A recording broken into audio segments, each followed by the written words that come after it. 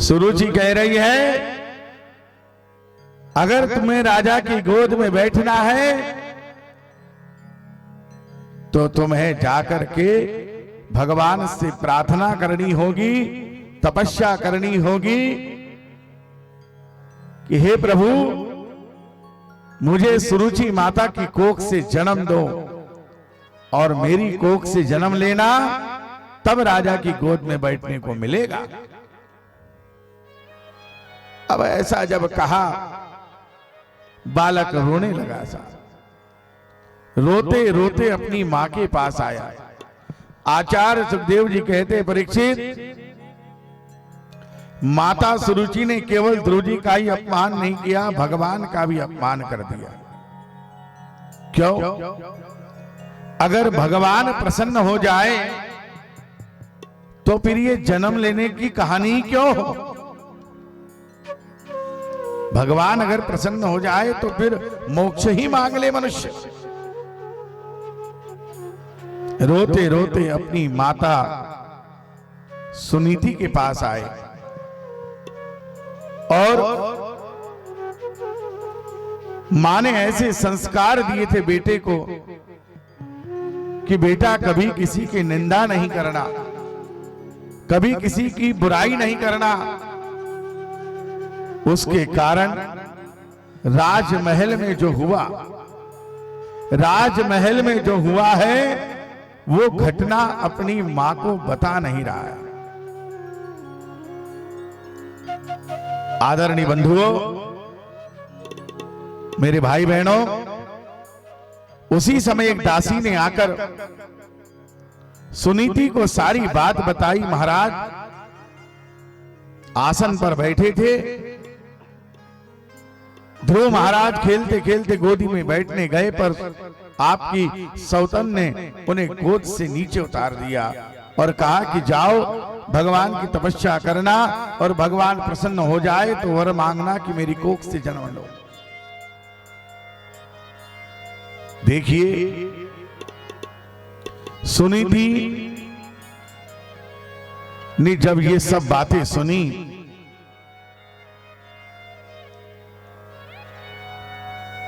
तब भी उसके मन में थोड़ा बहुत भी ऐसा विचार नहीं आया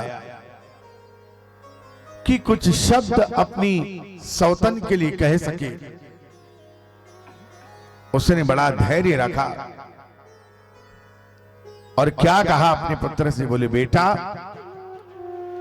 धन्य है तुम्हारी विमाता, धन्य है तुम्हारी सौतेली मां। जो बात मैं तुमसे नहीं कह सकी वह बात तुम्हारी सौतेली मां ने कह दी। अरे यही तो कहा मां ने कि जाओ भगवान की भक्ति करना। जा बेटा, तू भगवान को प्रसन्न करने के लिए वन में चला जा बेटा। मेरा आशीर्वाद है तुझे भगवान जरूर मिलेंगे। ध्रुव जी कहने लगे, मां आप भी मेरे साथ चलो। ध्रुव जी ने कहा, राधे आप भी मेरे साथ चलो। तो सुनीति ने बड़ा सुंदर जवाब दिया। क्या जवाब दिया? बोले बेटा, तू परतंत्र है बेटा, तू स्वतंत्र है और मैं परतंत्र हूं। स्वतंत्र और परतंत्र का मतलब क्या है? स्वतंत्र का मतलब है कहीं पे भी आना जाना, जा सकते हैं, आ सकते हैं। और परतंत्र का मतलब है बिना किसी की आज्ञा के कहीं जाना आना नहीं। बोले बेटा, मेरे पिता ने तेरे पिता को मेरा दान किया है। ध्यान दीजिए,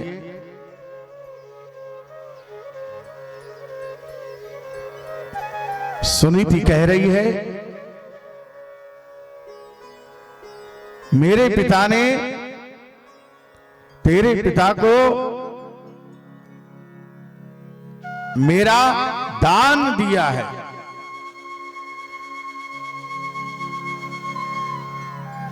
और दान जब दे चुके हैं तो बेटा मैं उनके अधीन हूं।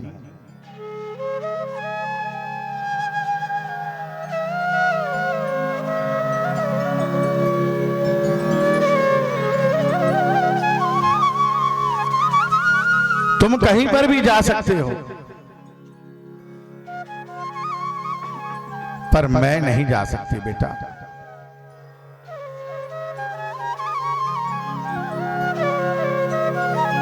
विचार करिए,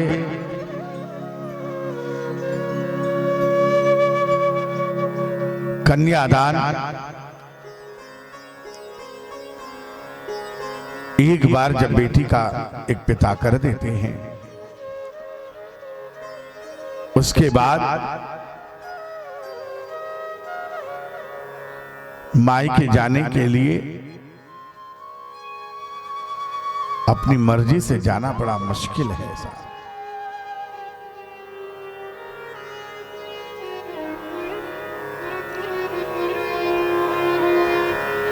पूछना पड़ता है, आज्ञा लेनी पड़ती है। फोन आ जाए साहब, भले 4 दिन के लिए गए पर 2 दिन बाद खबर आ गई तो वापस आना पड़ता है ससुराल। यही परतंत्र है, अपनी मर्जी से नहीं चल सकते।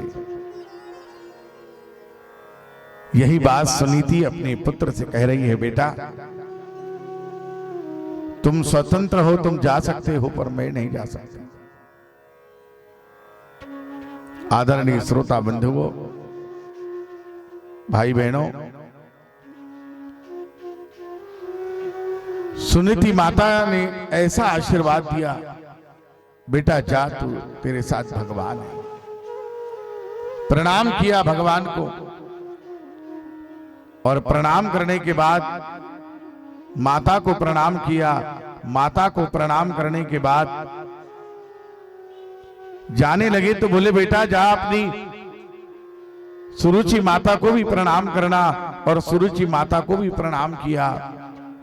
सबको प्रणाम करते करते आज ध्रुव जी वन गमन की ओर जा रहे हैं। विचार करो, आप अपने 5 साल के बच्चे को गांव में अकेला नहीं भेजोगे। उस माता ने कितना बड़ा कलेजे पर पत्थर रखा होगा, जिसने वन में ही भेज दिया अपने बच्चे को। किसके भरोसे? भगवान के भरोसे। जीवन में याद रखिए। बैठ जा बेटा।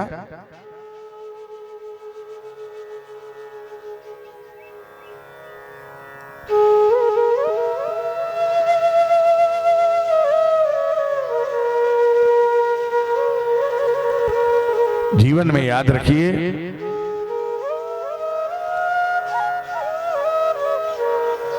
5 वर्ष का बालक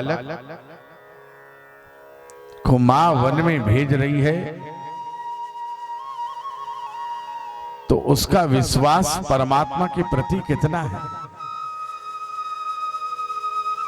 जीवन में याद रखो, जब बच्चे अपने कहीं घर के बाहर जाए,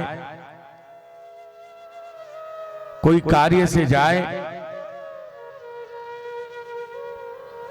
तो उनको भगवान को प्रणाम जरूर कराओ। यही भागवत जी सिखा रही है। आप जब भी घर से जाएं, ध्यान दीजिए सभी लोग, जब भी घर से आपको कोई भी कार्य से जा रहे हो, अपने घर में जो देव स्थान है वह हाथ जोड़िए, प्रणाम करिए, और एक दिए में छोटा सा कपूर का एक टुकड़ा लगा दीजिए। मां भगवती का स्मरण करिए, श्री हनुमान जी का स्मरण करिए, और राम बोलते हुए घर के बाहर निकलिए। जिंदगी में आप पार हो जाएंगे, आप पार हो जाएंगे, इसमें कोई संशय नहीं है। कोई भी कार्य में बच्चों को आदत डालिए, भोजन करने बच्चा बैठ रहा है, हाथ जुड़वाइए पहले, बेटा 3 बार ओम नमः शिवाय बोल। बच्चे को दूध दे रहे हो, बिस्किट दे रहे हो, बच्चा स्कूल के लिए तैयार हुआ है, उससे पहले भगवान को प्रणाम करवाइए। घर में बड़े जितने हैं, दादा दादी चाचा चाची जो भी है, सबको प्रणाम करने की आदत होना चाहिए। जिंदगी में याद रखना, जिसके घर का बच्चा सबको प्रणाम करता है, उसको कभी किसी को कुंडली दिखाने की जरूरत नहीं पड़ती। अगर सिखा सकते हो जीवन में, तो अपने बच्चे को कुछ मत सिखाना, केवल प्रणाम करना सिखा देना कि बेटा प्रणाम करो बस।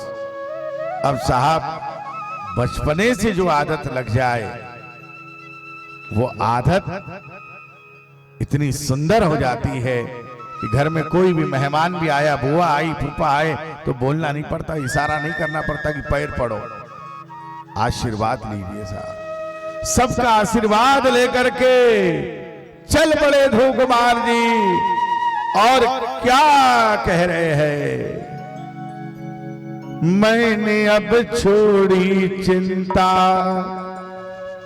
तेरा जो साथ पाया, जब भी तुमको पुकारा, अपने पास पाया। मैंने अब छोड़ी चिंता, तेरा जो साथ पाया, मैंने अब छोड़ी चिंता, तेरा जो साथ पाया। तुमको जब भी पुकारा, अपने पास पाया। तुमको जब भी पुकारा, अपने पास पाया। अब तो तेरे ही हवाले हो, अब तो तेरे ही हवाले मेरा परिवार है, श्याम तेरे ही भरोसे मेरा परिवार है। श्याम तेरे ही भरोसे मेरा परिवार है। तू ही मेरी नाव का माझी हो, तू ही मेरी नाव का माझी, तू ही बतवारे, श्याम तेरे ही भरोसे मेरा परिवार है। श्याम तेरे ही भरोसे मेरा परिवार है।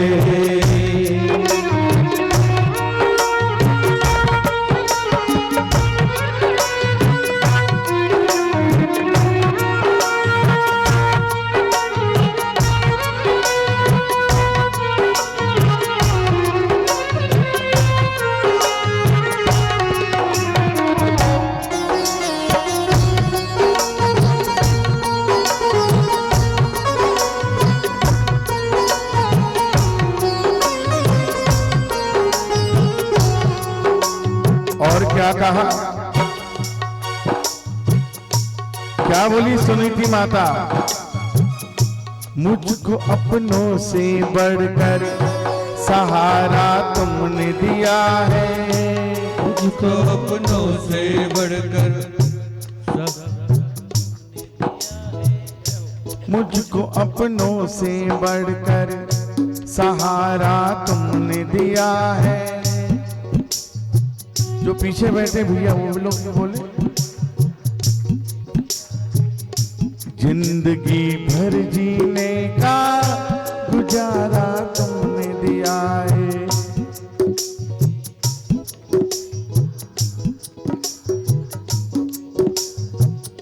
मुझको अपनों से बढ़कर सहारा तुमने दिया है।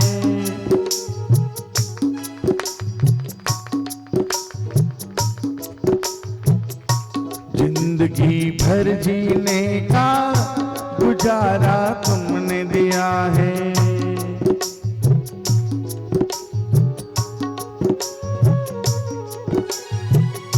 मुझ पे एहसान तेरा हो, मुझ पे एहसान तेरा कान बेशुमार है। शाम तेरे ही भरोसे मेरा परिवार है। शाम तेरे भरोसे मेरा परिवार है। तू ही मेरी नाव का माझी हो, तू ही मेरी नाव का माझी, तू ही पतवार है। शाम तेरे ही भरोसे मेरा परिवार है। शाम तेरे भरोसे मेरा परिवार है। इस भरोसे पे बच्चे को भेज दिया था। विचार करिए मां का कितना बड़ा कलेजा है। 5 वर्ष के बालक को भेजा। अब बालक चला साहब,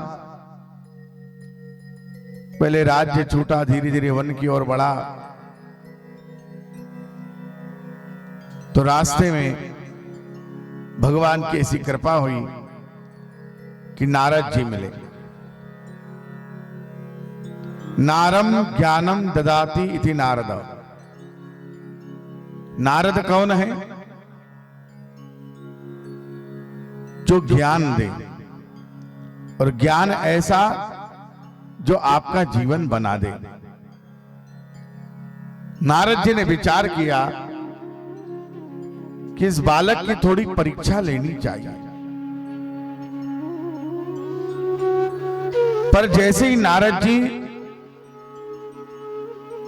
ध्रुव जी के पास पहुंचे हैं, तो ध्रुव जी ने सबसे पहले नारद जी के श्री चरणों में प्रणाम किया। ध्यान देना, यह है संस्कारों की बात। मां ने सिखाया है कि बेटा अपनों से बड़ों के पांव पड़ना है, संतों को प्रणाम करना है, ब्राह्मणों को प्रणाम करना है, गुरुजनों को प्रणाम करना है। उस संस्कार के कारण ध्रुव जी ने प्रणाम किया नारद जी को। नारद जी ने पूछा किसके पुत्र हो, कहां जाते हो? ध्रुव जी ने कहा कि हम उत्तानपाद राजा के पुत्र हैं, वन में जा रहे हैं भगवान को प्रसन्न करने के लिए। नारद जी थोड़ा सा मुस्कुराने लगे, बोले बेटा वन में भगवान नहीं बब्बर शेर रहता है। ध्रुव जी ने कहा मेरी मां कहती है कि भगवान सभी जगह है। ध्यान दीजिए, आप बैठे हैं श्रीमद् भागवत ज्ञान यज्ञ सप्ताह की कथा में। श्री यानी लक्ष्मी। कभी ये नहीं कहना कि भागवत में बैठे हैं। आप बैठे हैं, देखिए बैनर पर भी लिखा है श्रीमद् भागवत महापुराण कथा। श्री यानी लक्ष्मी। आप जितने लोग ये कथा श्रवण कर रहे हैं, निश्चित रूप से लक्ष्मी जी आपके घर जाएगी ही, क्योंकि आप ठाकुर जी के घर आए हो। और भागवत का अर्थ है हमारे अंदर भक्ति जागना, हमारे अंदर परिवर्तन आना, हमारा जीवन अच्छा कैसे हो, हमारे घर में सुख शांति कैसे हो, हमारे घर में रोज दिवाली जैसा माहौल कैसे हो, इसके लिए ही भागवत में बैठा जाता है। अब यहां बैठने के बाद अगर हमने कथा को बड़े प्रेम से श्रवण किया और श्रवण करने के बाद मनन किया, मनन करने के बाद चिंतन किया और चिंतन करने के बाद आत्मसात किया, तब हमारे जीवन में परिवर्तन होगा। आपकी थाली में आरती का दिया रखा है ना? आरती का जो दिया रखा है उस दिए में बाती है, उसमें घी है, उसमें दीपक भी है। 3 चीज वहां पर उपस्थित है आपके पास, पर वो दीपक अभी प्रज्वलित नहीं है, क्योंकि उसको प्रज्वलित नहीं किया गया है। अगर उसको प्रज्वलित नहीं किया गया तो क्या वो अंधकार को नाश कर सकता है? अंधकार को नाश कर सकता है? ध्यान दीजिए, कथा सुन लीजिए। कथा में मन लगाएंगे तो जीवन में बहुत काम आएगा।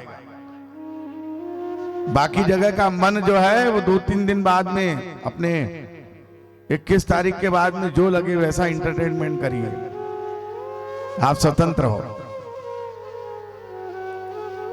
तो बार बार एक चीज कहता हूं भागवत में, आपके कारण हमको कथा सुनने को मिल रही है। धन्यवाद देता हूं मैं लहरपुरे परिवार को। आप सामने बैठे हैं और हम यहां बैठे हैं, इसका मतलब ये हम बड़े हैं ऐसा नहीं है। कभी भी याद रखना, बड़े आसन पर बैठने वाला कभी बड़ा नहीं होता, बैठाने वाले बड़े होते हैं। आपने बैठाया है इसलिए यहां बैठे हैं। और हर भागवत का एक नियम है, अगर वर्ष भर में हमने 25 कथा भी सुनी, 20 कथा भी सुनी, 5 कथा भी सुनी और एक दिन में एक चीज सीख ली और एक चीज छोड़ दी, तो 7 दिन में 14 नियम आपके जीवन में आएंगे। नंबर 1, एक बुराई खत्म करो और एक अच्छाई सीख के जाओ। आज की कथा में 7 दिन में 7 अच्छाई भी आ गई। साल में एक बार नियम से 7 दिन की कथा सुन ली तो जीवन अपने आप इतना सुंदर होते चला जाएगा कि राधे राधे। मेरे भाई बहनों, यहां पर ध्रुव जी ने क्या कहा नारद जी से? बोले परमात्मा सभी जगह है, ऐसी कोई दुनिया की जगह नहीं है जहां भगवान नहीं है। अब आप कहेंगे कैसे? कल शनिवार है ना? शनिवार ही है ना कल? शनिवार और मंगलवार आप जिनकी पूजन करते हो श्री हनुमान जी की, किसके पुत्र हैं?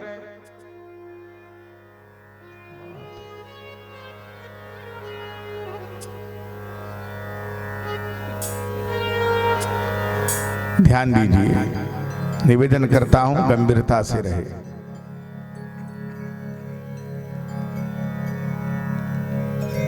पवन पुत्र,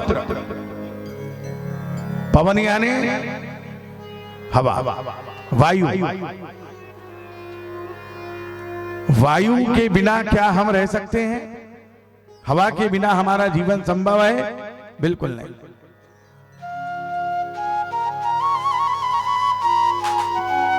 तो जिस प्रकार हवा है, आसमान है, धरती है, जल और अग्नि, ये 5 प्रत्यक्ष देव है, इनके बिना जीवन अधूरा है।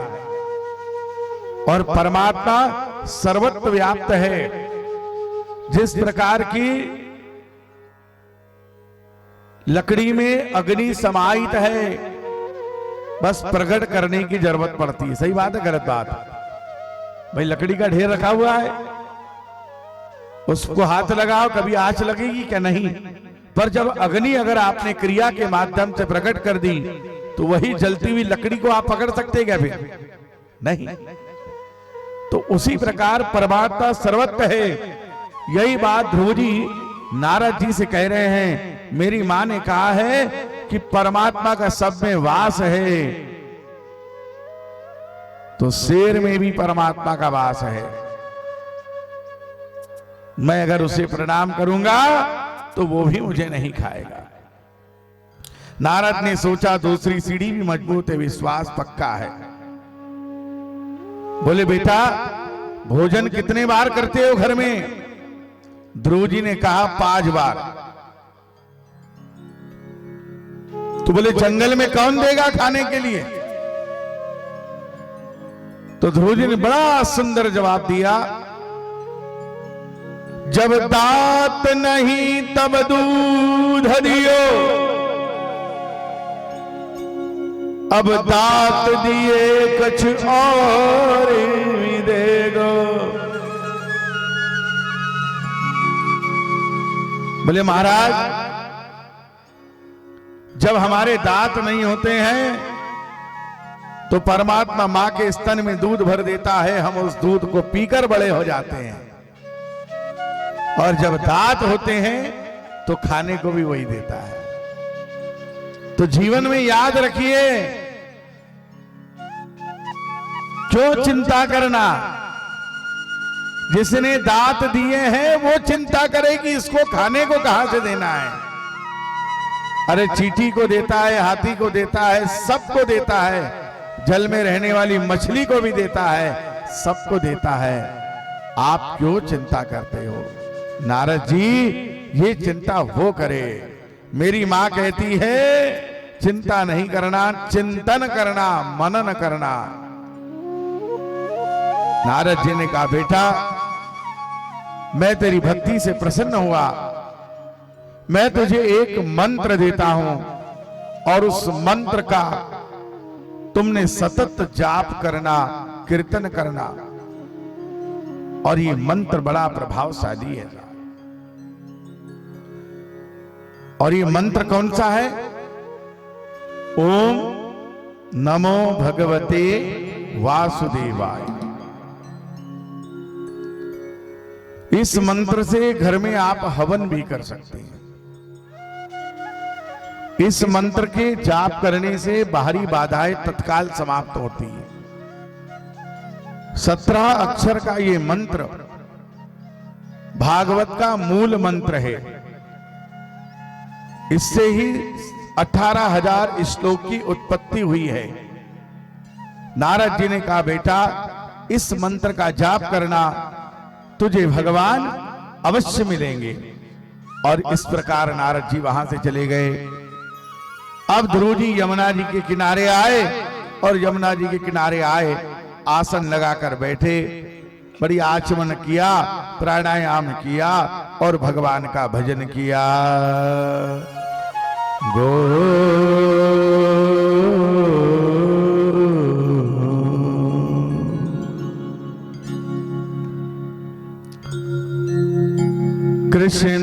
कृष्णाय वासुदेवाय देवकी नंदनाय च नंद गोप कुमाराय गोविंदाय नमो नमः।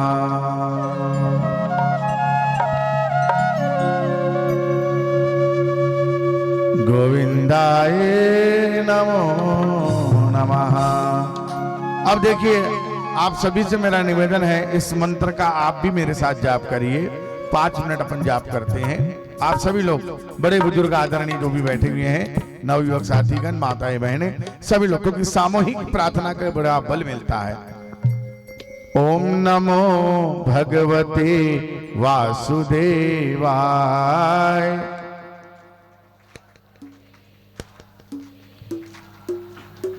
इतने लोग बोल रहे हैं, कम से कम 100 लोग तो बैठे हैं यहाँ। अगर 100 लोग बोले बैठ करके, तो कम से कम बस स्टैंड तक तो आवाज जाने दो भाई, मुझे ही नहीं आ रही है बराबर। ओम नमो भगवते वासुदेवाय।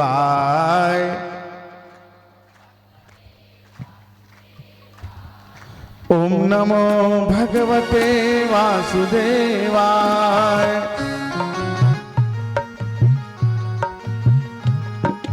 ओम नमो भगवते वासुदेवाय।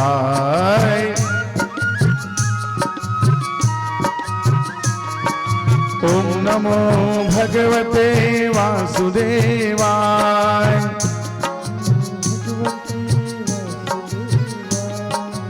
ओम नमो भगवते वासुदेवाय।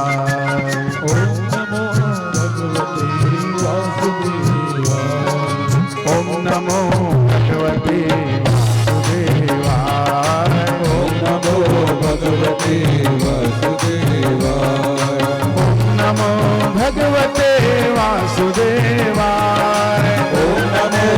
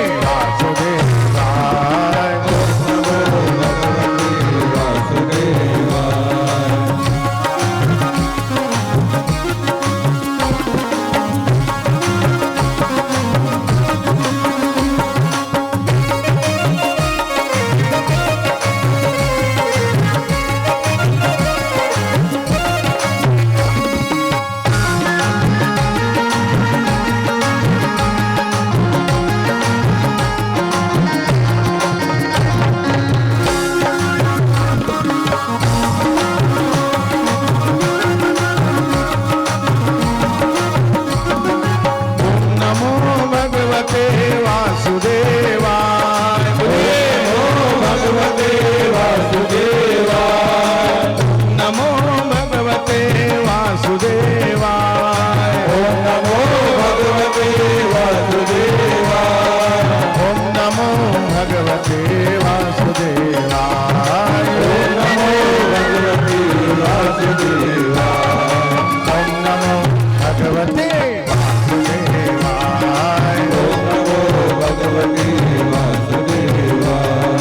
ओम नमो भगवते वासुदेवाय। ओम नमो भगवते वासुदेवाय। ओम नमो भगवते वासुदेवाय। ओम नमो भगवते वासुदेवाय। ओम नमो भगवते वासुदेवाय। ओम नमो भगवते वासुदेवाय। भगवते वासुदेवाय। नमो भगवते वासुदेवाय। नमो भगवते वासुदेवाय। ओम नमो भगवते वासुदेवाय। ओम नमो भगवते वासुदेवाय। ओम नमो भगवते वासुदेवाय। ओम नमो भगवते वासुदेवाय। ओम नमो भगवते वासुदेवाय। बोलिए बाल कृष्ण भगवान की जय हो। इस मंत्र का जाप आरंभ हुआ। पहले महीने 3 दिन तक कुछ नहीं खाया। तीसरे दिन शाम को केवल फल तोड़कर खा लिए। 1 माह निकल गया था। दूसरे महीने में ध्रुव जी ने 6 दिन तक जाप किया लगातार, और 6वें दिन शाम को केवल पत्ते तोड़कर खा लिए। मेरे भाई बहनों, अखंड भजन चल रहा है। तीसरे महीने में 9 दिन तक कुछ नहीं खाया। चौथे महीने में 12 दिन तक कुछ नहीं खाया। 5वें महीने में श्वास को रोक लिया, और अब तो सतत जाप कर रहे हैं। ध्रुव जी के हृदय में नारायण का प्राकट्य हुआ। एक पैर पर अंगूठे के बल पर खड़े ध्रुव जी निरंतर जाप कर रहे हैं। जितने भी देवता थे सबके प्राण अवरुद्ध हो गए। देवता गए ब्रह्मा जी के पास, बोले हम श्वास नहीं ले पा रहे हैं, बचाओ। बोले हमारा क्या होगा प्रभु। सब भगवान के पास गए। तब भगवान ने श्री गरुड़ जी को आदेश दिया, चलिए मेरे साथ। स्वयं भगवान नारायण चतुर्भुज गरुड़ जी पर विराजमान होकर यमुना जी के किनारे आए। जहां ध्रुव जी तप कर रहे थे वहां आकर खड़े हो गए साहब। अब ध्रुव जी के सामने भगवान खड़े हैं। ध्रुव जी के सामने भगवान खड़े हैं, पर ध्रुव जी आंखें नहीं खोल रहे हैं। विचार किया कि मैं कब तक खड़ा रहूंगा। तो भगवान ने अपना शंख ध्रुव जी के गालों पर लगाया। अब जैसे गालों पर लगाया तो चेतना जागृत हुई, और चेतना जब जागृत हुई तो जो अंदर हृदय में आनंद लग रहा था, जो दिव्य झांकी का दर्शन हो रहा था, वो डोलने लगा। धीरे धीरे मन विचलित हुआ। आंखें खोली ध्रुव जी ने, और सामने चतुर्भुज नारायण को देखा। बोले नारायण भगवान की जय। ध्रुव जी ने भगवान के हाथ जोड़े और भगवान के श्री चरणों में प्रणाम किया, और क्या कहा, छोड़ के आया ममता की छाया, द्वार तिहारे में आया। क्या बोल रहे हैं ध्रुव जी भगवान नारायण से? छोड़ के आया ममता की छाया द्वार तिहारे मैं आया। अब तुम मुझसे जोड़ लो बंधन, जन्म जन्म में भर माया। धूल चरण की मिल जाए तो, हे गोविंद आपके चरणों की धूल मिल गई, मेरा जीवन धन्य हो गया। धूल चरण की मिल जाए तो फिर कैसा है रोना। चरण कमल अब नहीं खोना, चरण कमल अब नहीं खोना। छू लेने दो इन चरणों को, छू लेने दो इन चरणों को। बन जाने दो सोना। चरण कमल अब नहीं खोना, चरण कमल अब नहीं खोना।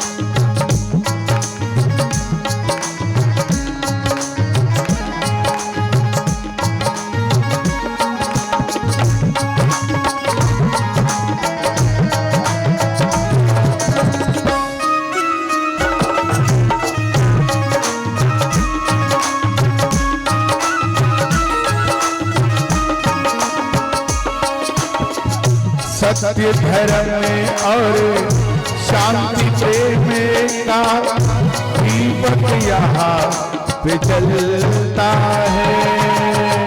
सत्य धर्म और शांति प्रेम का दीपक यहाँ पे जलता है।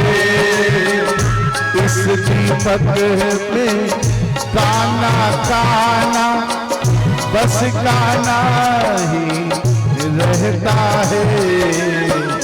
प्रेम के सागर प्यार के सागर, प्रेम के सागर प्यार के सागर, सागर में न डूबना।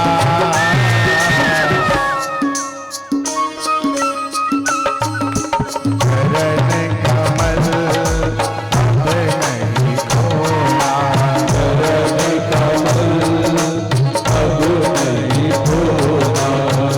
छू लेने दो इन चरणों को, छू लेने दो इन चरणों को। बन जाने दो सोना।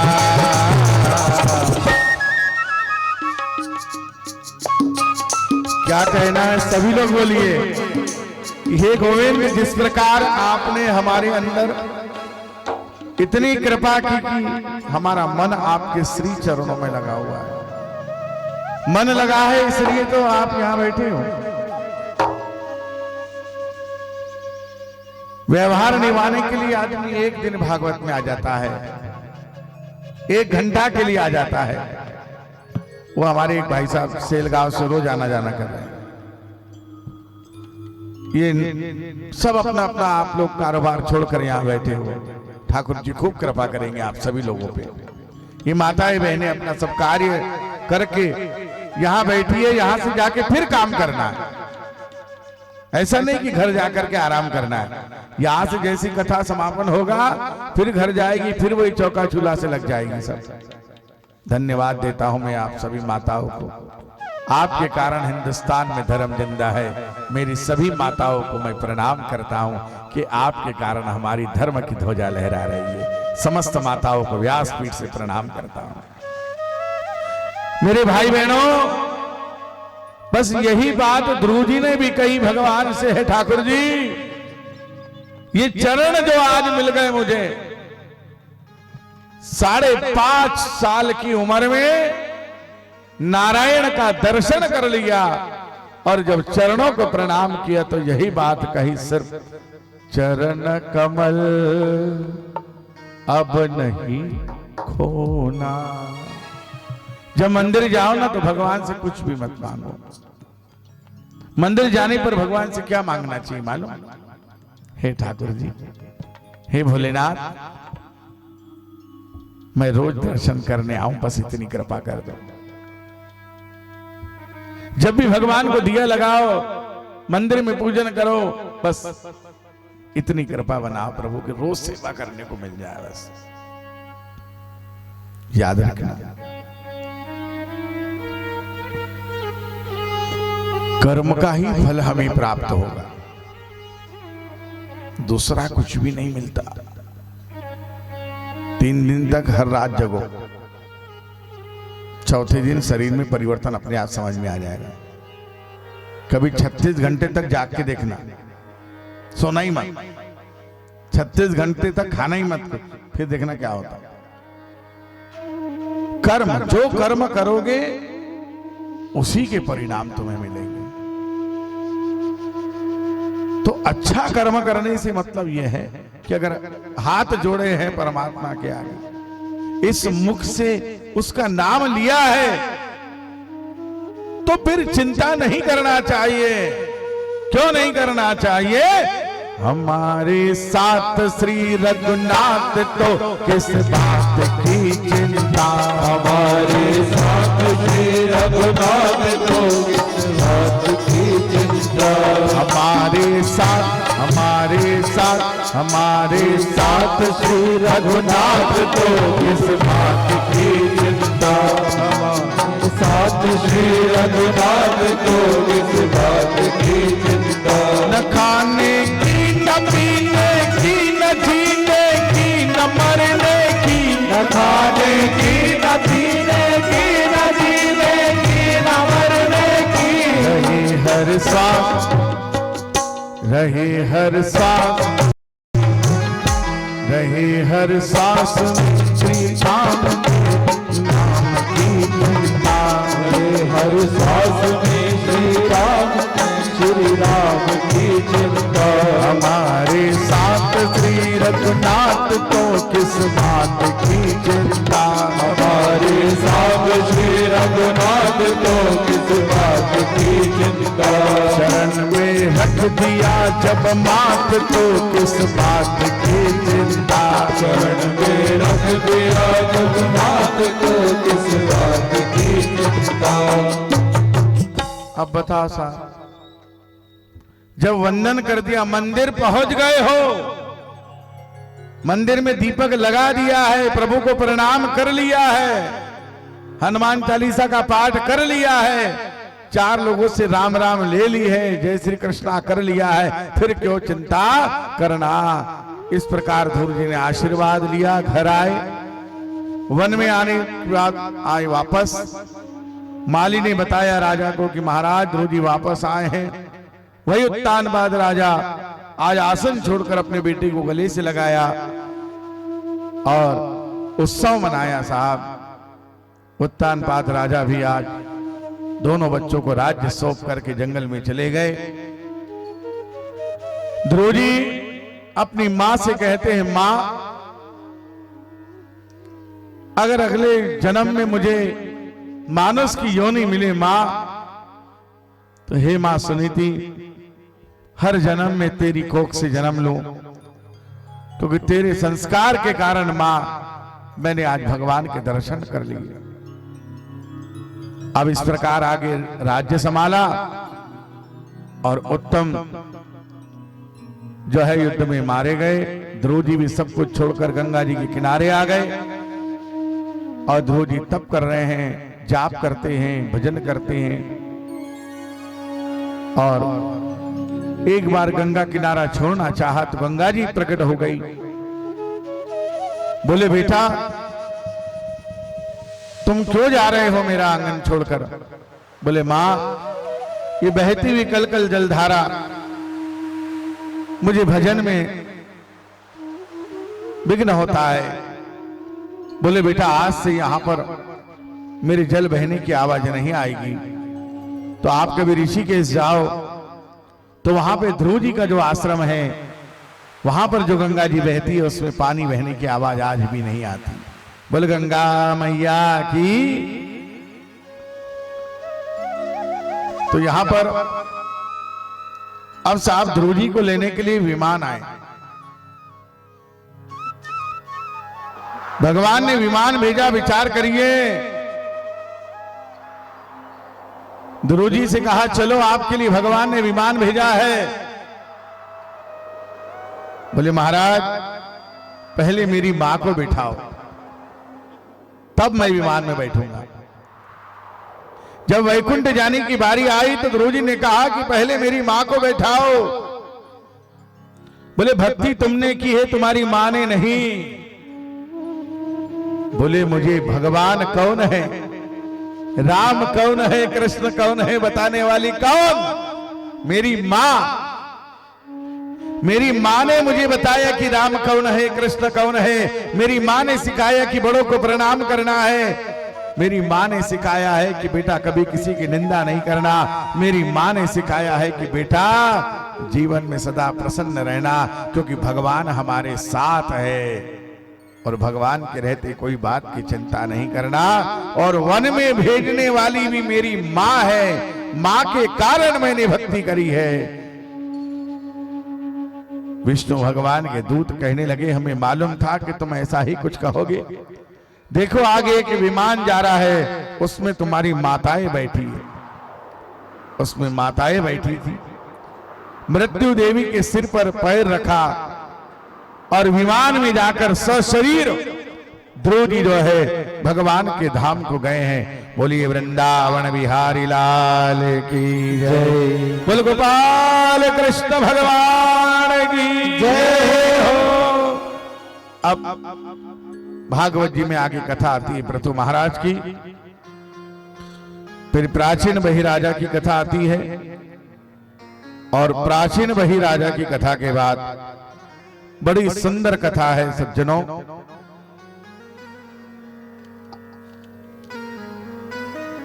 शास्त्र के अनुसार कार्य करना चाहिए। जो हमारे शास्त्र में लिखा है उसके प्रमाण के आधार पर कार्य करना चाहिए। जैसे कि हम लोग पंचांग भी देखने का कार्य करते हैं। किसी ने मेरी बात को अन्यथा में मत लेना। हमारे यहाँ एक परंपरा है 5 नाम की। ये नाम से शादी नहीं निकल रही तो वो नाम से निकाल लो, वो नाम से नहीं निकल रही तो वो नाम से निकाल लो। मेरे भाई बहनों, कभी भी जीवन में याद रखना, एक बालक या बालिका जब जन्म लेता है ना तो वह स्वयं अपना नाम लेकर आता है। आप कोई नहीं होते उसका नाम रखने वाले। आप ब्राह्मण के पास जाइए, पंडित जी इतने बजकर इतने मिनट पर हमारे यहाँ बालक बालिका का जन्म हुआ है, आप उसका नक्षत्र के आधार पर नामकरण बताइए। एक नक्षत्र के 4 चरण होते हैं। 6 घंटे तक एक चरण रहता है, इसलिए 24 घंटे का समय है। 12 घंटे का दिन और 12 घंटे की रात। इसी में अपने यहाँ बच्चा जन्म लेगा, इसके अलावा कोई नया टाइम नहीं है। सही बात है गलत बात? आप पंचांग के अनुसार उसका नाम रखिए और उस नाम के आधार पर ही उसका पूरा जीवन चलता है। अब इससे फायदा क्या होता है मालूम आप? जैसे आज शुक्रवार है, अगर आपका बालक पढ़ने में कमजोर है, अच्छी मेहनत करना चाहता है पर सफलताएं नहीं मिलती है, तो उसकी ग्रहों के आधार पर उससे दान करवाइए। मैं बार बार कहता हूं दान पर जरूर फोकस करिए। जितना दान करोगे उतना आपकी ग्रह बाधाएं अपने आप ठीक होने लग जाएगी। दान का मतलब ये नहीं कि 100 रुपया दान करो। दान का मतलब है 1 सिक्का दान करो, 2 रुपए दान करो, 1 मुट्ठी अनाज दान करो, पर करो, क्योंकि दान करने से ही धन की शुद्धि होती है, ये शास्त्र कहता है। और कलयुग में केवल दान ही है। दूसरे नंबर पर आती है दया, और पवित्रता जो है वो कितनी है आप ये स्वयं जानते हैं। राधे राधे। तो यहां पर उसके हाथ से आप जो है कभी मूंग की दाल दान करवा दीजिए, कभी 1 किलो चावल दान कराइए बच्चों के हाथ से। और जनरली जितने बच्चे विद्या अध्ययन कर रहे हैं, आज के बाद ध्यान रखना कि जब भी आपका जन्मदिन आता है तो अपने वजन का उतने किलो गेहूं दान करिए। आप किसी का 40 किलो है, 40 किलो गेहूं लीजिए। और कोई भी ऐसा व्यक्ति जिससे बेचारे से चलते नहीं बनता है, घूमते फिरते नहीं बनता है ना, उसको वो गेहूं ले जाकर के दे दीजिए। कोई बुजुर्ग है जो बेचारे कमा नहीं सक रहे, अब उनसे काम धंधा नहीं हो रहा, उसके ले जाकर के गेहूं दे दीजिए।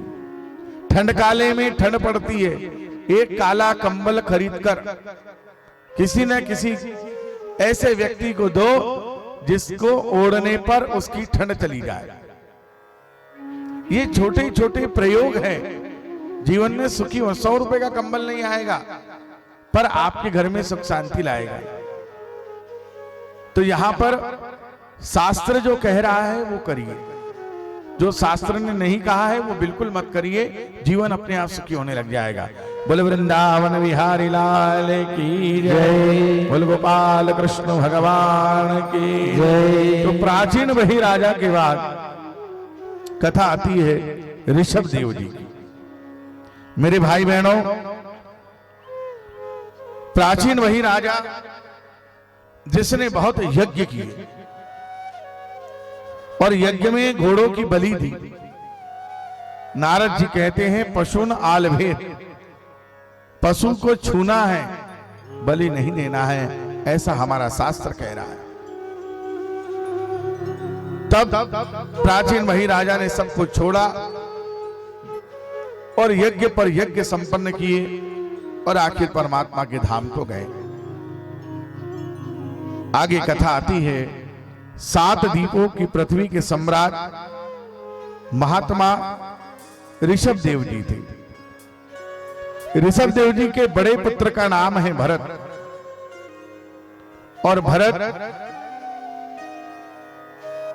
के कारण ही हमारे देश का नाम भी क्या पड़ा है, भारत। बोलिए भारत माता की जय। अब ऋषभ देव जी जो है हमेशा संतों की सेवा करते हैं, अपने पुत्रों को संस्कार दे रहे हैं। देखते देखते सारे पुत्र उनके बैरागी हो गए, केवल भरत जी जो थे वो भगवान के ध्यान में लगे हुए थे। नित्य प्रतिदिन संकल्प लेकर के जाप करते थे। कुछ समय बाद घर त्याग दिया भरत जी ने भी, और बढ़िया गंडकी नदी के किनारे आए और आकर के भगवान का भजन करने लगे। सीताराम सीताराम सीताराम कहिए, जाहि वेद राखे राम ताहि वेद रहिए। सीताराम सीताराम सीताराम कहिए, जाहि वेद राखे राम ताहि वेद रहिए।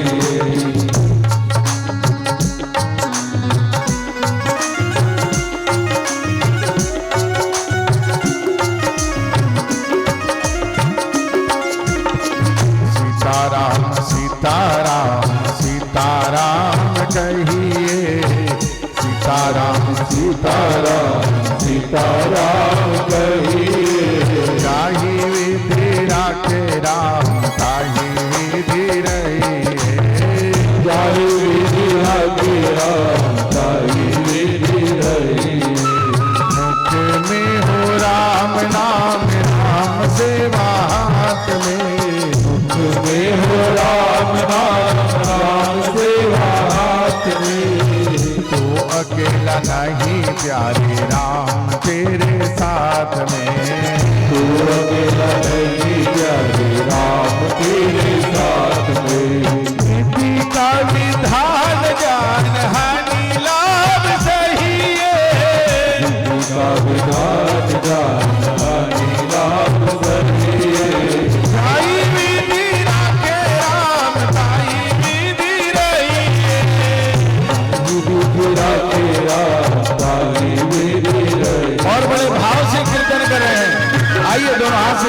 सेवा देते हुए 1 मिनट का कीर्तन करते हैं सभी लोग मिलकर के। सीताराम सीताराम सीताराम कहिए गाई विधि राखी राम गाई विधि राखी राम गाई विधि रही गाई विधि राखी राम गाई विधि रही गाई विधि राखी राम गाई विधि रही। बोलिए राजा रामचंद्र भगवान की। तो यहाँ पर कीर्तन कर रहे हैं गंडकी नदी के किनारे, बढ़िया भजन कर रहे हैं और गंडकी नदी में बीच में चले जाते हैं और माला जाप कर रहे हैं। तो एक दिन देखा कि एक हिरण पानी पी रहा है। इधर से शेर ने दहाड़ मारी, हिरण ने उछाल मारी क्योंकि गर्भवती थी। उसने कहा कि अगर शेर ने हमला कर दिया तो बच्चा भी जाएगा। जैसे ही दूसरे किनारे पर छलांग मारी, मेरे भाई बहनों, प्रसव काल समीप था, बच्चा जल में गिर गया। हिरण के बच्चे को उठा लिया, जल में पड़े बच्चे को उठा लिया भरत जी ने। और अब उसको कुटिया में लेकर आए, देखा दूसरी ओर हिरण के प्राण चले गए। उस मृगबाल को लेकर के भरत जी घर आए। देखो, जीवन में याद रखना, ये भजन अभी इसलिए गाया है, संसार का सबसे बड़ा दुख क्या है मालूम आप? क्यों जी लहरपुरी जी, संसार का सबसे बड़ा दुख क्या है? आशा। हमने किसी से आशा लगाई कि वो हमारे काम आएंगे, हमने बहुत अच्छे से अपने जो हमसे बना ज्यादा से ज्यादा सहयोग किया, पर बदले में हमें सहयोग जब प्राप्त नहीं होता है तो क्या होता है? बोलते ना, हम 10 बार गए उनके यहाँ, मैंने 10 बार सहयोग किया। अरे बाहर वालों की छोड़ो, जिस संतति को उंगली पकड़कर चलना सिखाया, दीदी बैठ जाओ, अभी बाद में लगा देना, अभी बैठ जाइए आप, 5 मिनट बाद लगा देना, अभी भजन होगा ना जब लगा देना बेटी है। हाँ। जिसको उंगली पकड़कर चलना सिखाया, जिसको अच्छे विद्यालय में भेजा, मां गीले में सोई और बच्चे को सूखे में सुलाया, पिता ने अपने अरमानों का गला घोटा और बच्चे की खुशी के लिए सब कुछ किया,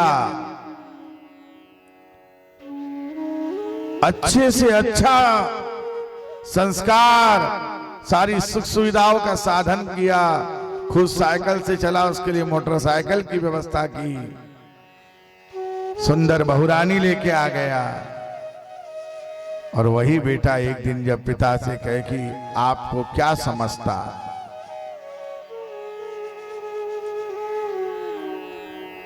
तब पिता की स्थिति क्या होगी? एक बेटा अपने बाप से कहे कि तुमको क्या समझता, उस दिन उस पिता की आंख में पानी नहीं होता है पर मन रोता है, जवाब नहीं देता है, पर उसके अंदर एक जागृति जरूर आ जाती है कि मैंने जो इससे आशा करी थी कि ये 2 मीठे बोल बोलेगा, वो आशा आज मेरी टूट चुकी है। जिंदगी में याद रखना, बाजार में जब चावल खरीदते हो, दाल खरीदते हो, गेहूं खरीदते हो, बस इतना सा एक मुट्ठी अनाज देकर के बोरे की कीमत लगा देते हो। एक शब्द बेटा ऐसा बोल देता है तो जिंदगी में भर कल्पना कर लेना कि आगे कितना साथ देने वाला है। राधे राधे। तो आशा हमको करना नहीं है, हमारा धर्म है, हमारा फर्ज है हमारे बच्चे को अच्छा पढ़ाना लिखाना, बहू के पल्ले में ले जाके डाल देना। बहू के पल्ले में बच्चे को डाल दिया, बेटे को डाल दिया, बहू जाने बेटा जाने, अपन ने अपनी 4 रोटी खाना, फिर उनके बीच में जाना नहीं। अगर जितने बीच में जाओगे उतनी परेशानी में आओगे। तो इसलिए भजन में आया, आशा एक राम जी से दूजी आशा छोड़ दे, नाता एक राम जी से दूजा नाता तोड़ दे। आशा एक राम जी से दूजी आशा छोड़ दे, नाता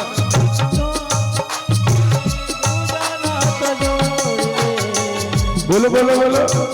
आशा एक राम जी से दूजी आशा छोड़ दे, आशा एक राम जी से दूजी आशा छोड़ दे, नाता एक राम जी से दूजा नाता तोड़ दे, नाता एक राम जी से दूजा नाता तोड़ दे।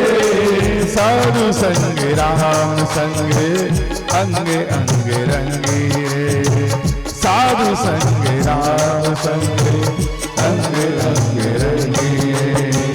काम रस त्याग प्यारे राम रस पीजिए, राम रस त्याग प्यारे राम रस पीजिए। सीताराम सीताराम सीताराम। तो यहाँ पर भरत जी मृगबाल में प्रेम हो गया साहब, और प्रेम होने के कारण मन लग गया। अब मन लग गया तो जब मैं कीर्तन गाऊं, जब सबको तिलक लगा दो मेरी बेटी हो। और एक दिन वो मृगबाल वन में गया तो वापस नहीं आया। तो मृगबाल की याद में भरत जी के प्राण निकल गए। तुलसी बाबा लिखते हैं, जन्म जन्म मुनि जतन कराई,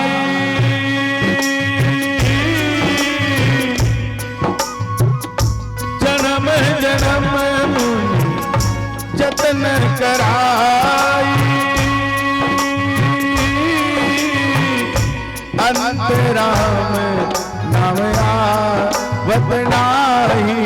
राम सिया राम सिया राम जय जय राम, राम सिया राम जय जय राम। वो जन्म जन्म मुनि जतन कराई, अंतराम नाम आवत नाही। राम जय राम जय जय राम, श्री राम जय राम जय जय राम, श्री राम जय राम जय जय राम। तो यहां पर जन्म जन्म मुनि जतन कराई। कितने जन्म हो जाते हैं हमारे, अगर अंतिम श्वास में राम का नाम आ जाए तो जन्म ही नहीं लेना पड़े।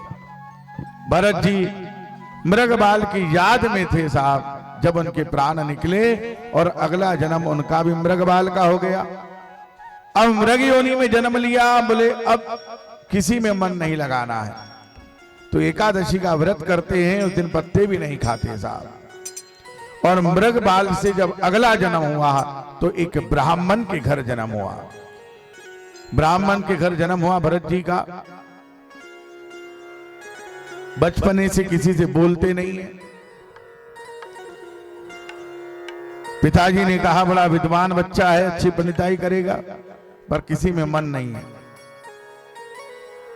भाइयों ने कहा भैया तू कुछ करता नहीं है, कोई भी काम नहीं करते भरत जी, किसी से बात ही नहीं करते, बोलते ही नहीं है। एक दिन खेत की रखवाली के लिए बैठाया, बोले भैया बैठ जा, यहाँ आने जाने वाले ढोर बच्चों को भगा देना।